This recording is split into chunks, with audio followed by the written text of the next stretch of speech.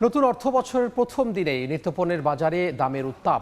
দাম বেড়েছে মুরগি, ডিম, সবজি সহ মাছেরও। বাজার পরিস্থিতি জানাতে রাজধানীর মহাখালী কাঁচা বাজারে আছেন রিপোর্টার সাইফুল ইসলাম। আমরা সরাসরি যুক্ত হব তার সঙ্গে। সাইফুল, অর্থবছরের প্রথম দিন যেখানে হচ্ছে আজকে আমরা বাজারের পরিস্থিতি জানাবো যে আসলে ক্রেতার জন্য কোনো সুখবর আছে কিনা।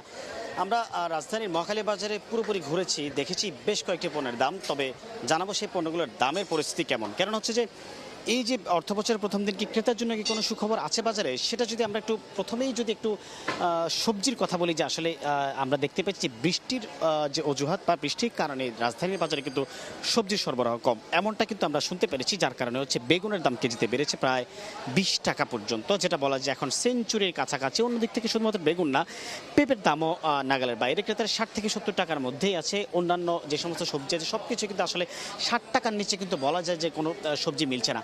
এর পাশাপাশি আমরা বলতে পারি যে কাঁচামরিচ, যেটি হচ্ছে ইন্ডিয়া থেকে আমদানি নির্ভর, ইন্ডিয়া থেকে দেশের বাজারে আসলে তখন কিন্তু দাম কমে।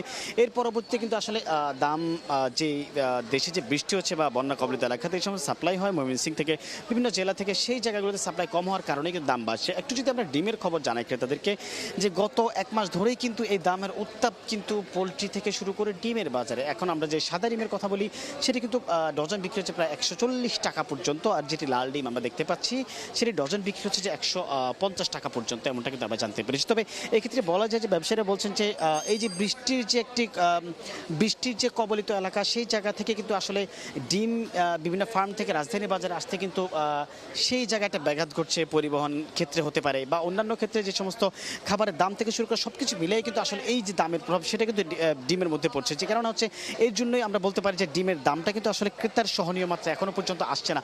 অন্যদিক থেকে আমরা যদি এই যে ডিম, এরপরে সবজি, এগুলো বাদ দিয়ে যদি আমরা একটু পেঁয়াজ বা একটু আলুর কথা বলি, সেটা কিন্তু আসলে আলুর কেজি আমরা দেখেছি যে রাজধানীর মহাখালী বাজারে এখনো 60 থেকে 65 টাকা বিক্রি হচ্ছে। পেঁয়াজও কিন্তু সেঞ্চুরি তালিকায় আছে। কেননা হচ্ছে যে সংরক্ষণের অভাবে কিন্তু যখন কৃষকের কাছে পেঁয়াজ থাকে তখন সংরক্ষণ করতে না পারার কারণে কিন্তু এক সময় পুরোপুরি বাজারে ছেড়ে দেয়, তখন কিন্তু বিপুল পরিমাণে বাজারে থাকে, তখন কিন্তু দাম কম থাকে।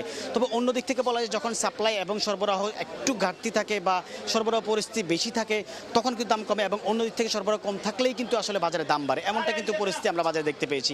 এই ছিল আমার কাছ থেকে রাজধানীর মহাখালী বাজারের থেকে সর্বশেষ। সহকর্মী সাইফুল ইসলাম যুক্ত হয়েছিলেন রাজধানীর মহাখালী কাঁচা বাজার থেকে।